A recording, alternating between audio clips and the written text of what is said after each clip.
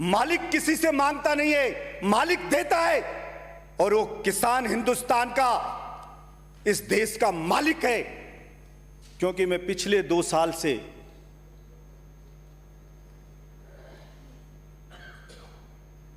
राजस्थान के बेरोजगार जवानों के साथ न्याय करने की मांग इस सदन में उठाता आ रहा हूं। राजस्थान के किसानों के साथ न्याय करने की मांग इस सदन में उठाता आ रहा हूं। राजस्थान के मजदूरों के साथ न्याय करने की मांग इस सदन में उठाता आ रहा हूं। भर्ती कैलेंडर जारी करने की मांग इस सदन में उठाता आ रहा हूं। लेकिन अफसोस कि मेरी मांगें अभी तक पूरी नहीं हो पाई। सभापति महोदय, मेरे पिता ने पाकिस्तान के खिलाफ युद्ध लड़ा 1965 में, 1971 में, और 93,000 पाकिस्तानी सैनिकों को हथियार डलवा के घुटने टिकवाए। उस सेना में मेरे पिता भी थे, जिस बात का मुझे गर्व है। मेरे पिता पिछले 2 साल से कैंसर की बीमारी से पीड़ित थे। जब भी विधानसभा सत्र आता, वो मुझे बताते कि अपने यहां बेरोजगार बहुत लड़के हैं गांव में, इनको रोजगार मिल नहीं रहा है, फैक्ट्रियों में रोजगार मिल नहीं रहा है, सरकारी नौकरियों में भर्तियां निकल नहीं रही हैं। तू एमएलए बना है, के बाद बोला इनकी मांग को सदन में उठाना मजबूती के साथ। क्या तो उसको रह जाएगा अंदर ही। मेरे पिता मुझे बताते कि किसान के साथ घोर अन्याय होता आ रहा है। चुनाव के वक्त सभी लोग बात करते हैं, लेकिन रियलिटी में किसान के साथ कोई कुछ कर नहीं रहा है। तो किसानों की मांग को मजबूती से सदन में उठाना। सभापति महोदय, ना मैं किसी सरकार से डरा, ना किसी नेताओं से डरा। मैंने मजबूती और पूरी ईमानदारी के साथ अपने पिता के आदेश की पालना करते हुए और जनता की मांग के अनुरूप मैंने उन तमाम मांगों को सदन में रखा। हो सकता है मैं बहुत से लोगों की आंखों की किरकिरी बनाऊं, लेकिन चूंकि मेरा ये धर्म और मेरा ये कर्तव्य बनता है, इसलिए मैंने बेझिझक उन मांगों को रखा। कैंसर के पेशेंट की अंतिम समय में आवाज भी लगभग चली सी जाती है। बहुत मुश्किल से वो बोल पाता है। मेरे पिता से जब बोला नहीं जा रहा था, तब भी पूछते, अरे कितने लड़कों को नौकरी लगवाई तूने? मैं बोलता, एक को भी नहीं लगाई। बिजली के बिल कम हुए कि सरकार ने नहीं करे। तो मेरे पिता ने एक बात कही मुझे कि देख, कमजोर की कोई नहीं सुनता इस दुनिया में। तू निर्दलीय विधायक है, अकेला विधायक है, इसलिए तेरी बात का वजन सरकार नहीं मान रही है। बेटा, ये जनता है राजस्थान की या हिंदुस्तान की, ये बजरंगबली की तरह भोली भाली और वफादार है। जिस तरह से बजरंगबली को जामवंत जी ने उनकी शक्ति याद दिलाई थी कि सागर को आप पार कर सकते हो, उसी तरह से चाहे तुझे गांव गांव ढांडी जाना पड़े, चाहे सब कुछ अपना बेचना पड़े, लेकिन अपनी आवाज का असर बढ़ा, उसके वजन को बढ़ा और जनता को उसकी ताकत याद दिला, राजस्थान की जनता को। और जिस दिन राजस्थान की जनता ने अपनी शक्ति को पहचान लिया, फिर कोई भी तेरी आवाज को या जनता की मांग को हल्के में नहीं लेगा। मैंने बार बार चिल्ला चिल्ला के कहा कि हिंदुस्तान में लगभग आज की डेट में 23 स्टेट ऐसे हैं जिन्होंने कानून बना दिया ऐसा कि केवल उन्हीं के स्टेट के लोगों को रोजगार मिल रहा है। मेरे राजस्थान के एक भी जवान को रोजगार नहीं मिल रहा है। लेकिन मेरी समझ में नहीं आ रहा कि राजस्थान की सरकार को कौन सी दिक्कत है कि वो ये कानून नहीं बना रही है। अरे अगर आप नहीं बनाते हो तो उन 23 स्टेट से भी वो खत्म करवाएं बाउंडेशन। अगर उन्होंने बाउंड कर रखा है तो फिर अकेले राजस्थान के बेरोजगार युवा का गुनाह क्या है। लेकिन मैं नहीं समझ पाता कि सिंपल सी बात भी किसी के क्यों नहीं समझ में आती। सभापति महोदय, किसान, मैं तो कहता हूं वो मांग करता है ना तो भी मुझे अजीब लगता है। मालिक किसी से मांगता नहीं है, मालिक देता है। और वो किसान हिंदुस्तान का, इस देश का मालिक है। लेकिन अफसोस की बात, वो अपनी मांग भी करता है तो लोग बटे हुए नजर आते हैं अपनी अपनी पार्टियों के हिसाब से। और कोई भी व्यक्ति ये बात नहीं कर सकता किसान सहन करे अन्याय तो कितना सहन करे, कब तक सहन करे। सभापति महोदय, 1973 में गेहूं का भाव था 200 रुपया क्विंटल और बाजार में सोना मिलता था 500 रुपया तोला। आज गेहूं की कीमत बढ़कर मात्र हुई है 1700 से 1800 रुपए और सोना मिल रहा है 50,000 रुपया तोला। सभापति महोदय, 1973 में आईएएस की सैलरी होती थी लगभग 600 रुपया और आज की डेट में 100 गुना बढ़ गई है। 100 गुना सोना बढ़ गया, 100 गुना आईएएस की सैलरी बढ़ गई। लेकिन उस किसान की कीमत बढ़ी है मात्र 3.5 गुना। सभापति महोदय, मजदूर को 1973 में मजदूरी में मिलते थे 4 किलो गेहूं। आज नरेगा में मजदूरी करने जाता है, उसको जितना पैसा मिलता है उसके आते हैं गेहूं 6 किलो। यानी कि 73 से लेकर आज तक हिंदुस्तान के मजदूर की मजदूरी बढ़ी 1.5 गुनी। किसान की उपज की कीमत बढ़ी मात्र 3.5 गुनी और दूसरे लोगों के 100 गुना। कितना सहन करे, कितना खून का घूंट पिए हिंदुस्तान का किसान। लेकिन फिर भी कोई उसकी बातों को गंभीरता से नहीं ले रहा है।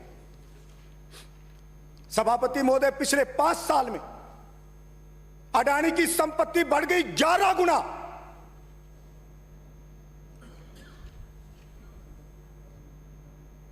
लेकिन फिर भी अगर कोई सवाल करता है तो हमारे साथी उसको अपनी अपनी पार्टी के नजरिए से देखते हैं।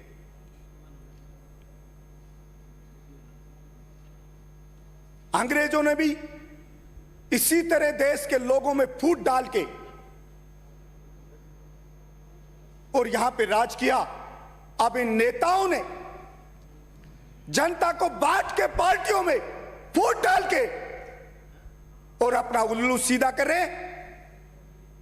मैं देखता हूं सभापति महोदय, एमएलए की हालत,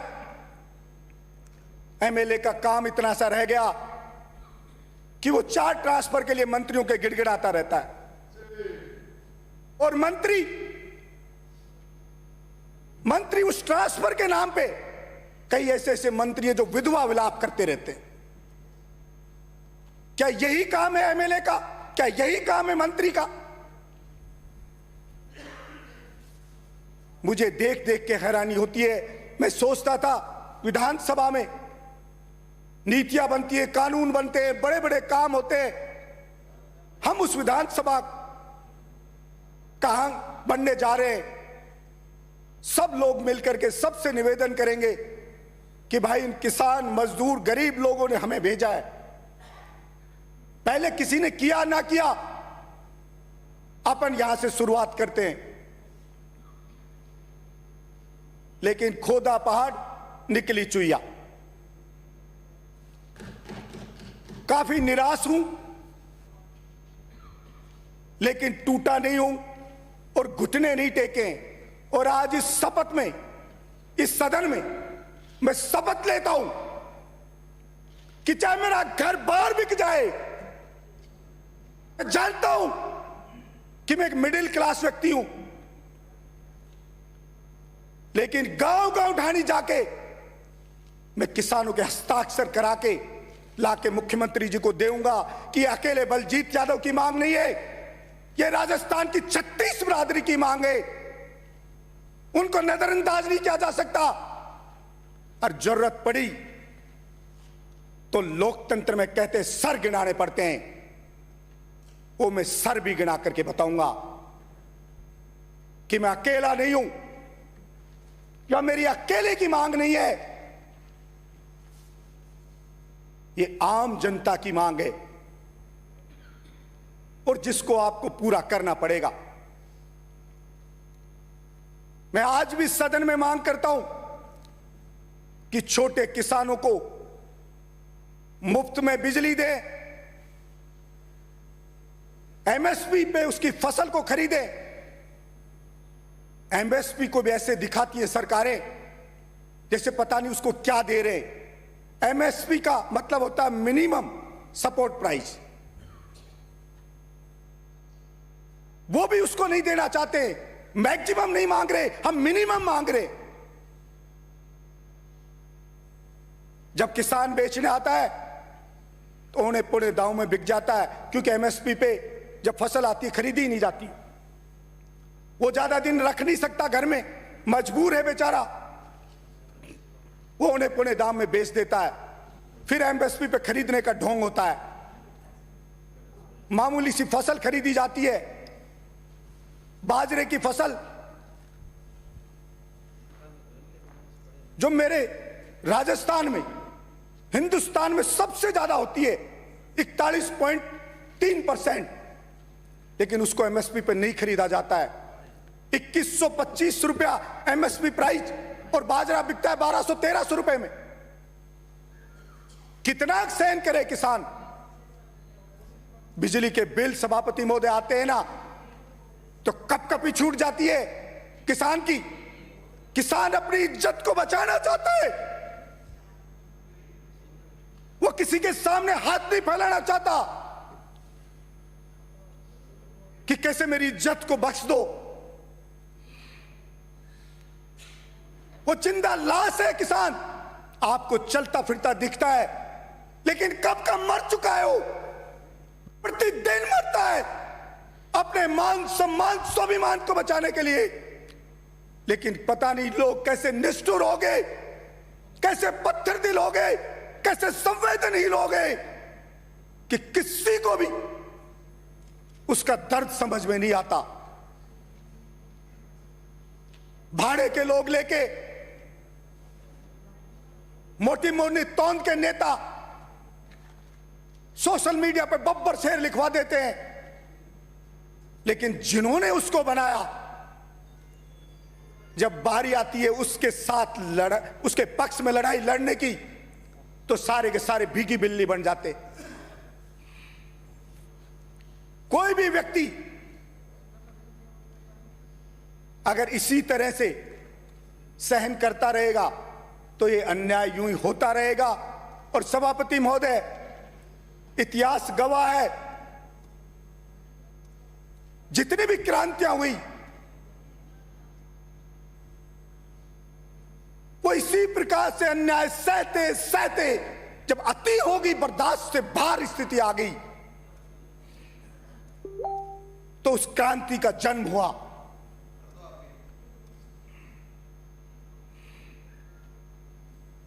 मेरे करने से नहीं, ये राजस्थान की जनता करके बताएगी, हिंदुस्तान की जनता करके बताएगी। और याद रखना,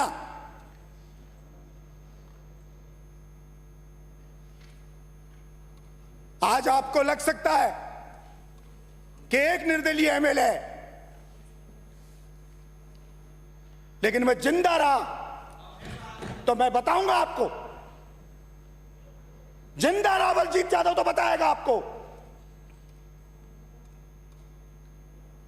कमजोर हो सकता हूं, लेकिन मेरे सीने में बहुत आ गए, मेरे मन मस्तिष्क में भी जुनून है,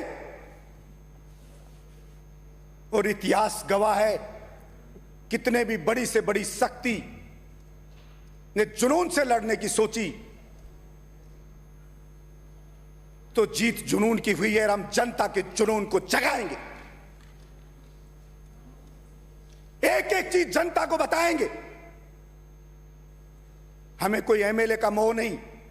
मैं तो आज भी कहता हूं सरकार से, आप किसान के साथ न्याय कर दो, जवान के साथ कर दो, मैं तो अपनी एमएलएशिप से रिजाइन कर दूंगा, आप बना लेना अपना एमएलए, और जिता के और भेजेंगे, उसको जिता के भेजेंगे, इस सदन में कह रहा हूं। जिस दिन कर दो कह दो, उसी दिन रिजाइन कर दूंगा।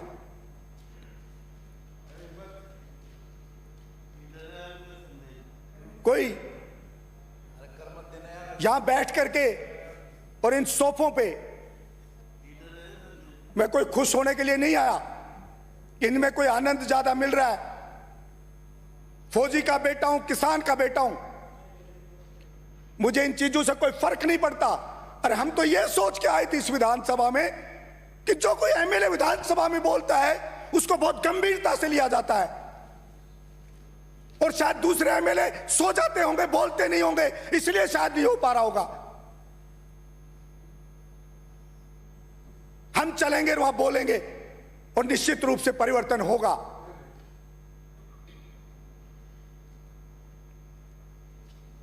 सभापति महोदय,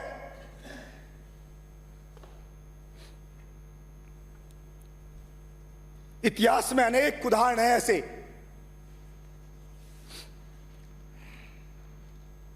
जब किसी छोटे से व्यक्ति ने अन्याय के खिलाफ आवाज उठाई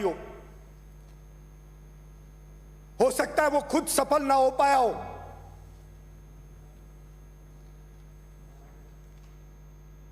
मंगल पांडे की तरह,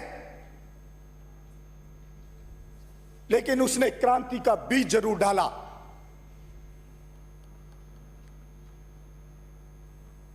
हम हो सकता है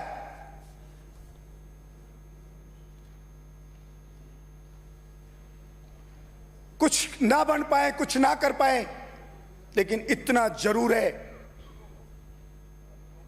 कि आईना जनता को जरूर दिखाएंगे, जनता को हकीकत से रूबरू करवाएंगे।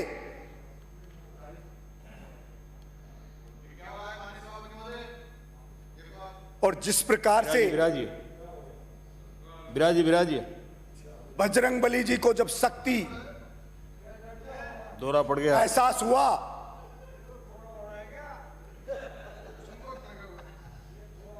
तो उन्होंने उस लंका को भी जलाया, उस अहंकारी रावण के अहंकार का विनाश किया। उसी प्रकार से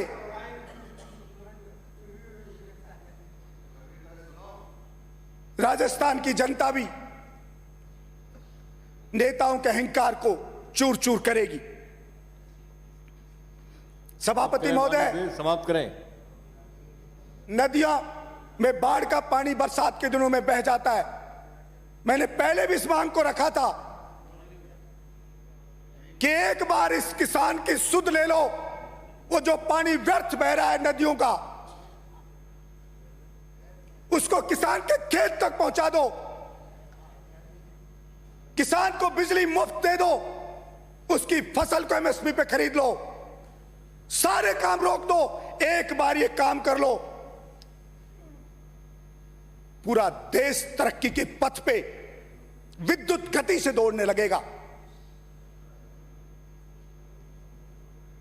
लेकिन इतना पैसा आता है जनता से, पता नहीं कहां चला जाता है। कोई उस पैसे का बचाव नहीं होता। सरकारी अधिकारी लूट लूट के उसको खा रहे हैं। सभापति महोदय, 10 के लगभग अधिकारी हैं आईएएस आईपीएस। कोई भी सरकार आए उसी पे वो कब्जा कर लेते हैं अपना। बहम नेताओं को राज वो करते हैं, माल वो खाते हैं। और जो जनता भेजती है हमारे को कि इनसे बचाओ। माननीय सदस्य समाप्त करें। सभा समाप्त कर रहा हूं। हाँ, समाप्त करें। इनसे बचाओ हमें। जिनको भेजते हैं कि हमारे लिए लड़ो, इनसे बचाओ, वो स्वयं उनके चंगुल में फंस जाते हैं। मैंने पहले भी कहा था कि अगर इच्छा शक्ति हो तो कितने ही आईएएस आईपीएस में बता सकता हूं जिनकी हजारों करोड़ रुपए की संपत्ति है। समाप्त करें। सरकार उस संपत्ति को कुर्क करे। सहयोग करें। आपने मेरी बात, मुझे बोलने का मौका दिया, इसके लिए धन्यवाद। पुनः यही कहूंगा सरकार से कि जवान, किसान, मजदूरों की मांगों को गंभीरता से ले। ये मेरा बार बार उनसे निवेदन है। धन्यवाद सभापति।